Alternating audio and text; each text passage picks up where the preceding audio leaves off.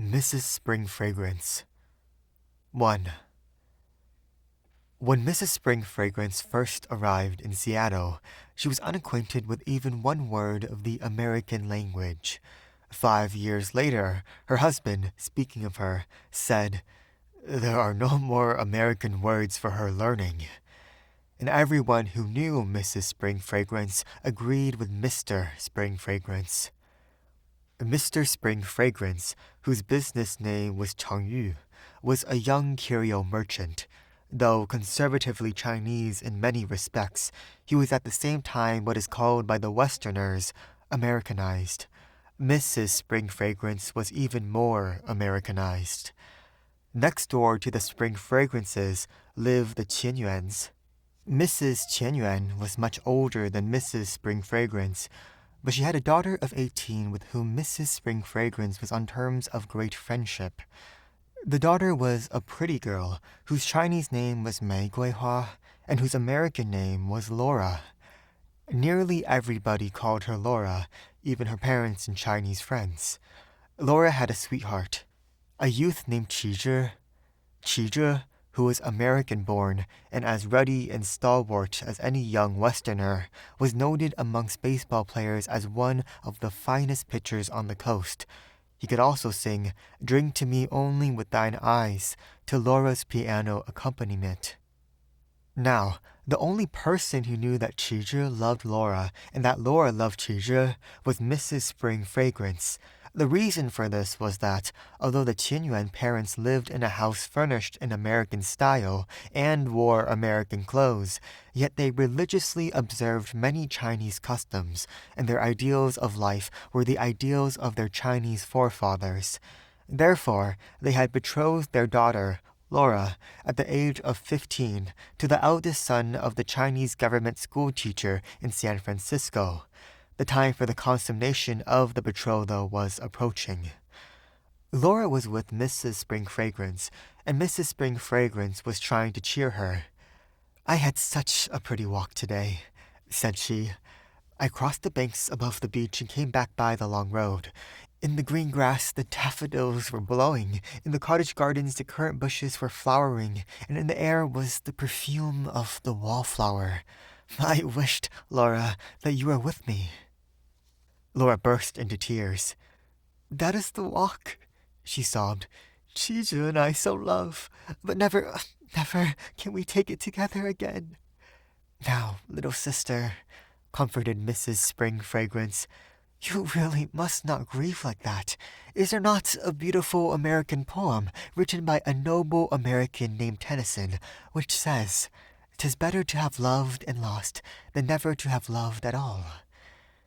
Mrs. Spring Fragrance was unaware that Mr. Spring Fragrance, having returned from the city, tired with the day's business, had thrown himself down on the bamboo settee on the veranda, and that although his eyes were engaged in scanning the pages of the Chinese World, his ears could not help receiving the words which were borne to him through the open window. "'Tis better to have loved and lost than never to have loved at all," repeated Mr. Spring Fragrance. Not wishing to hear more of the secret talk of woman, he arose and sauntered around the veranda to the other side of the house. 2 pigeons circled around his head. He felt in his pocket for a lychee, which he usually carried for their pecking. His fingers touched a little box. It contained a jadestone pendant, which Mrs. Spring Fragrance had particularly admired the last time she was downtown. It was the 5th anniversary of Mr. and Mrs. Spring Fragrance's wedding day. Mr. Spring Fragrance pressed the little box down into the depths of his pocket. A young man came out of the back door of the house at Mr. Spring Fragrance's left. The Qianyuan's house was at his right. "Good evening," said the young man. "Good evening," returned Mr. Spring Fragrance. He stepped down from his porch and went and leaned over the railing, which separated this yard from the yard in which stood the young man. "Will you please tell me," said Mr. Spring Fragrance, "the meaning of 2 lines of an American verse which I have heard?" "Certainly," returned the young man with a genial smile. He was a star student at the University of Washington and had not the slightest doubt that he could explain the meaning of all things in the universe. "Well," said Mr. Spring Fragrance, "it is this. It is better to have loved and lost than never to have loved at all." "Ah!" responded the young man with an air of profound wisdom. "That, Mr. Spring Fragrance, means that it is a good thing to love anyway, even if we can't get what we love or, as the poet tells us, lose what we love. Of course, one needs experience to feel the truth of this teaching."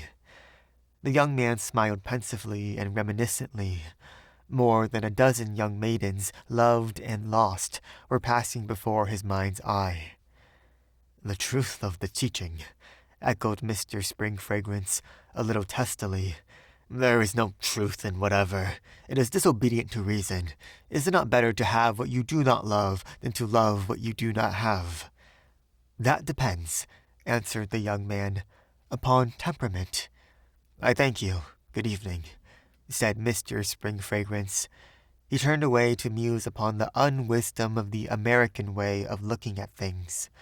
Meanwhile, inside the house, Laura was refusing to be comforted.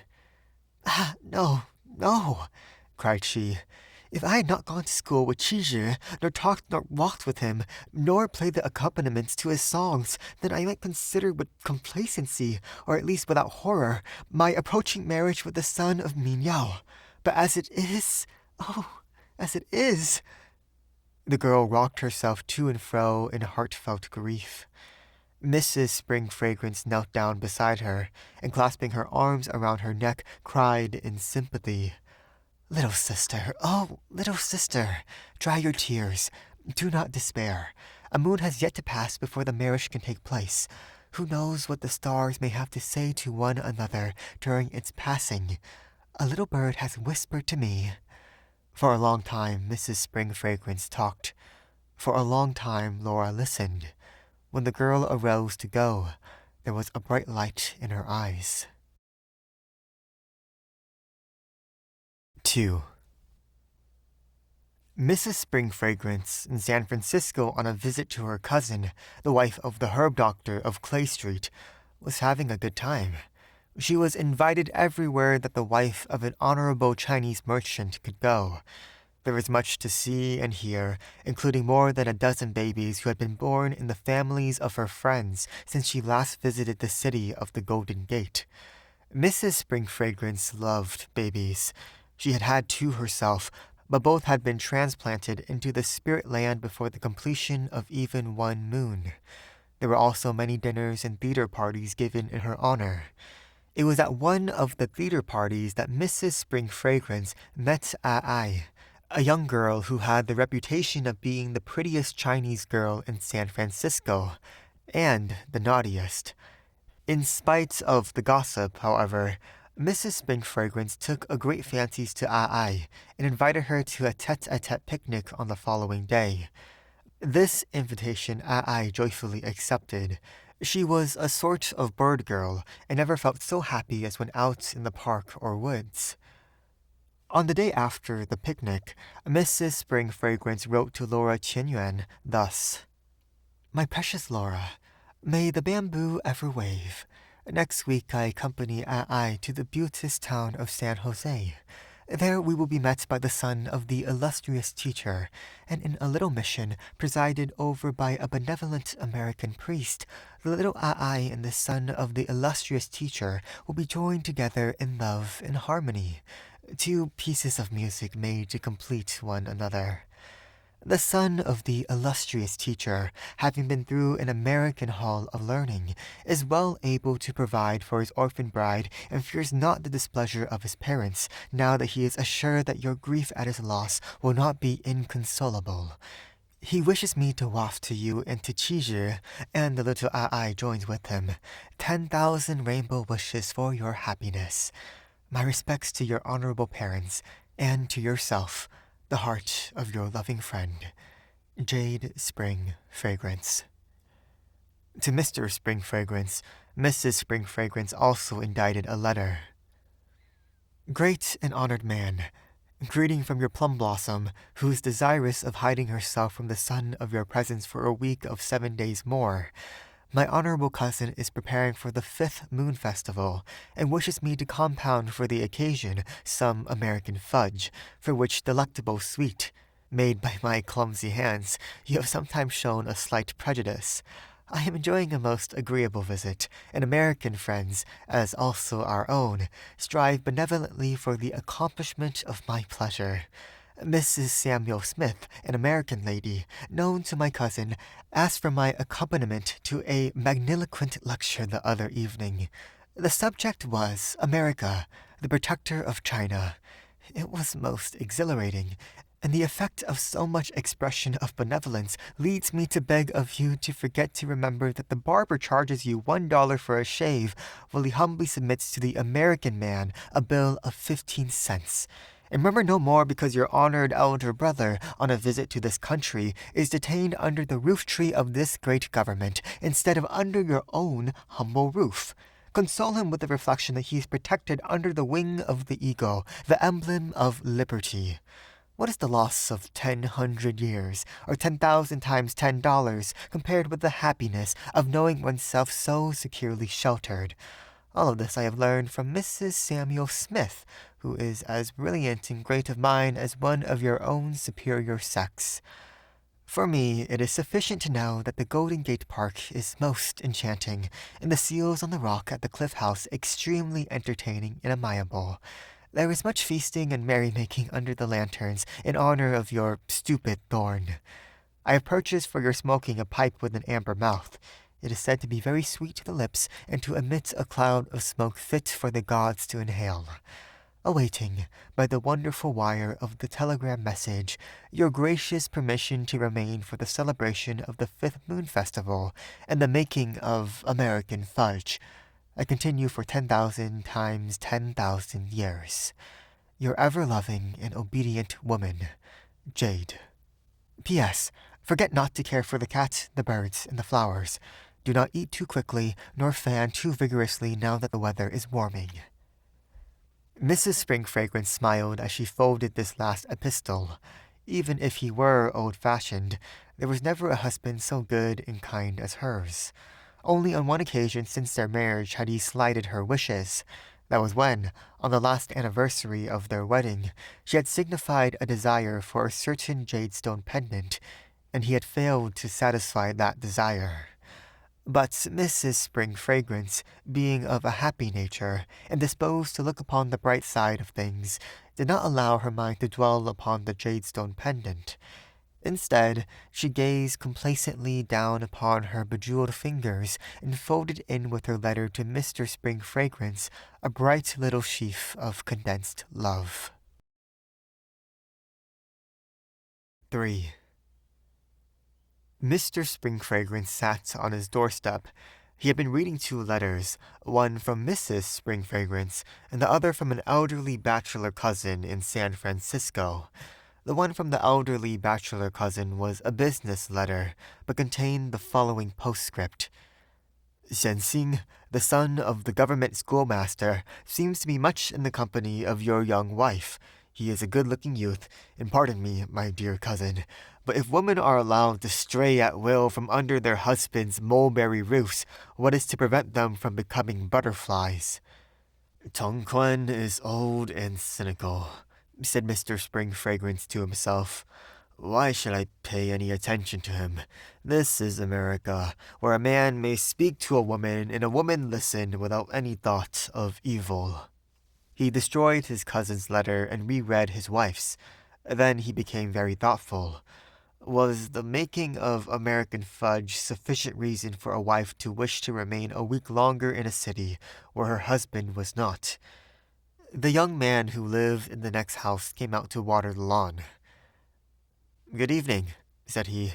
Any news from Mrs. Spring Fragrance? She is having a very good time, returned Mr. Spring Fragrance. Glad to hear it. I think you told me she was to return the end of this week. I have changed my mind about her, said Mr. Spring Fragrance. I am bidding her remain a week longer, as I wish to give a smoking party during her absence. I hope I may have the pleasure of your company. I shall be delighted, returned the young fellow. But, Mr. Spring Fragrance, don't invite any other white fellows. If you do not, I shall be able to get in a scoop. You know, I'm a sort of honorary reporter for the Gleaner. Very well, absently answered Mr. Spring Fragrance. Of course, your friend the consul will be present. I shall call it a high-class Chinese stag party. In spite of his melancholy mood, Mr. Spring Fragrance smiled. Everything is high class in America, he observed. Sure, cheerfully assented the young man. Haven't you heard that all Americans are princes and princesses, and just as soon as a foreigner puts his foot upon our shores, he also becomes of the nobility? I mean, the royal family. What about my brother in the detention pen? Dryly inquired Mr. Spring Fragrance. Now you've got me, said the young man, rubbing his head. Well, that is a shame. A beastly shame, as the Englishman says. But understand, old fellow, we that are real Americans are up against that, even more than you. It is against our principles. I offer the real Americans my consolations that they should be compelled to do that which is against their principles. Oh, well, it will all come right one day. We're not a bad sort, you know. Think of the indemnity money returned to the dragon by Uncle Sam. Mr. Spring Fragrance puffed his pipe in silence for some moments. More than politics was troubling his mind. At last he spoke. Love, said he, slowly and distinctly, comes before the wedding in this country, does it not? Yes, certainly. Young Carmen knew Mr. Spring Fragrance well enough to receive with calmness his most astounding queries. Presuming, continued Mr. Spring Fragrance, presuming that some friend of your father's, presuming in England, has a daughter that he arranges with your father to be your wife, presuming that you have never seen that daughter but that you marry her, knowing her not, presuming that she marries you, knowing you not. After she marries you and knows you, will that woman love you? Emphatically, no, answered the young man. That is the way it would be in America, that the woman who marries the man like that would not love him. Yes, that is the way it would be in America. Love in this country must be free, or it is not love at all. In China it is different, mused Mr. Spring Fragrance. Oh yes, I have no doubt that in China it is different. But the love is in the heart all the same, went on Mr. Spring Fragrance. Yes, all the same. Everybody falls in love some time or another. Some, pensively, many times. Mr. Spring Fragrance arose. I must go downtown, said he. As he walked down the street, he recalled the remark of a business acquaintance who had met his wife and had had some conversation with her. She is just like an American woman. He had felt somewhat flattered when this remark had been made. He looked upon it as a compliment to his wife's cleverness, but it rankled in his mind as he entered the telegraph office. If his wife was becoming as an American woman, would it not be possible for her to love as an American woman, a man to whom she was not married? There also floated in his memory the verse which his wife had quoted to the daughter of Qin Yuan. When the telegraph clerk handed him a blank, he wrote this message. Remain as you wish, but remember that 'tis better to have loved and lost than never to have loved at all. When Mrs. Spring Fragrance received this message, her laughter tinkled like falling water. How droll, how delightful.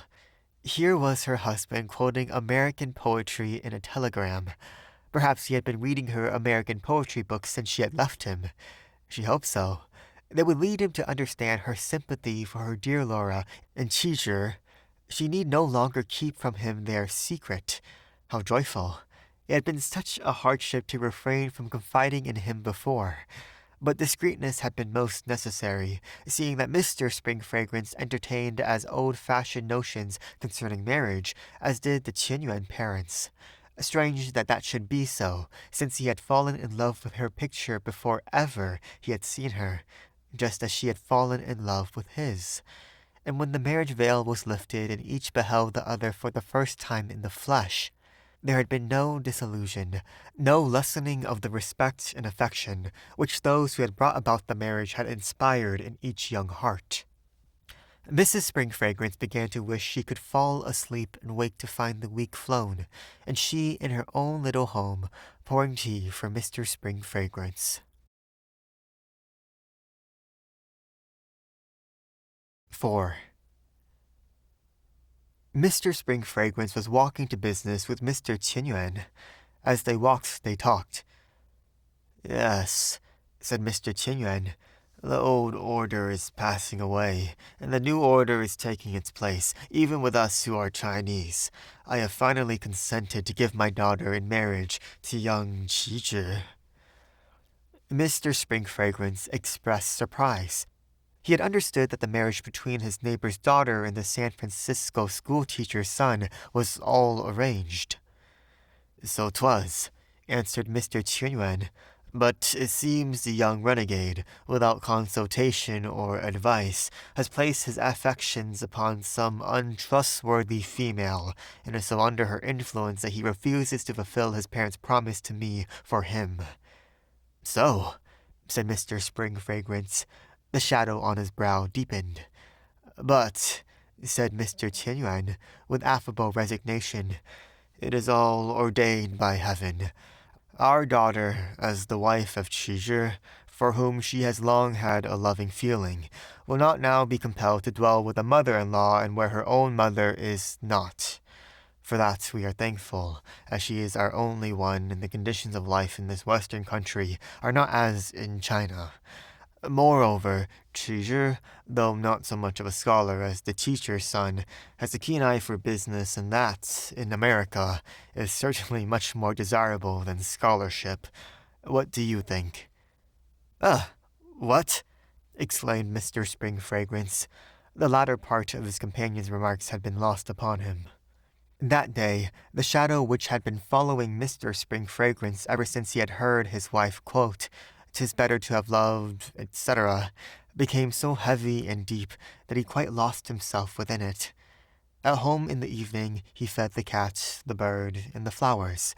Then, seating himself in a carved black chair, a present from his wife on his last birthday, he took out his pipe and smoked. The cat jumped into his lap. He stroked it softly and tenderly. It had been much fondled by Mrs. Spring Fragrance, and Mr. Spring Fragrance was under the impression that it missed her. "Poor thing," said he. "I suppose you want her back." When he arose to go to bed, he placed the animal carefully on the floor, and thus apostrophized it. "O wise and silent one, your mistress returns to you, but her heart she leaves behind her, with the Tommies in San Francisco." The wise and silent one made no reply. He was not a jealous cat. Mr. Spring Fragrance slept not that night. The next morning he ate not. 3 days and 3 nights without sleep and food went by. There was a spring-like freshness in the air on the day that Mrs. Spring Fragrance came home. The skies overhead were as blue as Puget Sound, stretching its gleaming length toward the mighty Pacific, and all the beautiful green world seemed to be throbbing with springing life. Mrs. Spring Fragrance was never so radiant. "Oh," she cried lightheartedly, "isn't it lovely to see the sun shining so clear, and everything so bright to welcome me?" Mr. Spring Fragrance made no response. It was the morning after the 4th sleepless night. Mrs. Spring Fragrance noticed his silence, also his grey face. Everyone is glad to see me but you," she declared, half seriously, half jestingly. Mr. Spring Fragrance set down her valise. They had just entered the house. "If my wife is glad to see me," he quietly replied, "I also am glad to see her." Summoning their servant boy, he bade him look after Mrs. Spring Fragrance's comfort. "I must be at the store in half an hour," said he, looking at his watch. "There is some very important business requiring attention." "What is the business?" inquired Mrs. Spring Fragrance, her lip quivering with disappointment. "I cannot just explain to you," answered her husband. Mrs. Spring Fragrance looked up into his face with honest and earnest eyes. There was something in his manner, in the tone of her husband's voice, which touched her. "Ren," said she, "you do not look well. You are not well. What is it?" Something arose in Mr. Spring Fragrance's throat which prevented him from replying. "Oh, darling one! Oh, sweetest one!" cried a girl's joyous voice. Laura Chen-Yuan ran into the room and threw her arms around Mrs. Spring Fragrance's neck. "I spied you from the window," said Laura, "and I couldn't rest until I told you. We are to be married next week, Chiju and I, and all through you, the sweetest jade jewel in the world." Mr. Spring Fragrance passed out of the room. "So, the son of the government teacher and little happy love are already married," Laura went on, relieving Mrs. Spring Fragrance of her cloak, her hat, and her folding fan. Mr. Spring Fragrance paused upon the doorstep.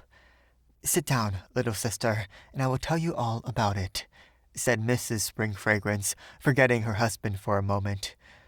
When Laura Chunyuan had danced away, Mr. Spring Fragrance came in and hung up his hat. "You got back very soon," said Mrs. Spring Fragrance, covertly wiping away the tears which had begun to fall as soon as she thought herself alone. "I did not go," answered Mr. Spring Fragrance. "I have been listening to you and Laura." "But if the business is very important, do not you think you should attend to it?" anxiously queried Mrs. Spring Fragrance. "It is not important to me now," returned Mr. Spring Fragrance. "I would prefer to hear again about Ai and Minyao, and Laura and Qizhi." "How lovely of you to say that!"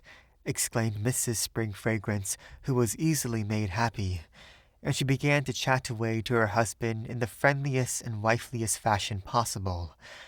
When she had finished, she asked him if he were not glad to hear that those who loved as did the young lovers whose secrets she had been keeping were to be united, and he replied that indeed he was, that he would like every man to be as happy with a wife as he himself had ever been and ever would be. "You did not always talk like that," said Mrs. Spring Fragrance slyly. "You must have been reading my American poetry books." "American poetry!" ejaculated Mr. Spring Fragrance almost fiercely.